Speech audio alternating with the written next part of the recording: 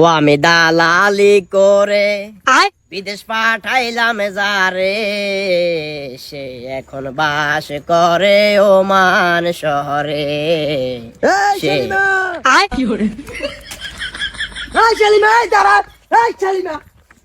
দালালের বাচ্চা দালাল, তুই আরে বিদেশ হারাইছ হোটেলের বিষয় আর এড়ে দিয়ে ছাগলের সরানিতে লাগা দিছে তাই নাকি কর বাতিজা আসলে ভালো আছো না তুই? এমনি বালা কেন আছে আর দিওর না, কি অবস্থা দিওর না? আরে বাতিজা গরম হইও না, তোমার হাঁটাইছি কি বিষয়? হোটেলের বিষয় না? হোটেলের বিষয় ছাগল যেগুলা চড়ায় মরুভূমির ভিতরে, ছাগল যেগুলা চড়ায়, হ্যাঁ ছাগল এগুলা বয় বার হরে একটা সময়ের পর এগুলা হোটেলে যায়, হোটেলে যাইবার হরে বয়রা এগুলারে জব করি মাংস গুলা হোটেলে বিক্রি করে। তাইলে এই যে তুই যে ছাগল চড়াও, ছাগল চড়ানি এটাও তো হোটেলের একটা বিষয়, তুই বুঝন না কিনে বাতিজা?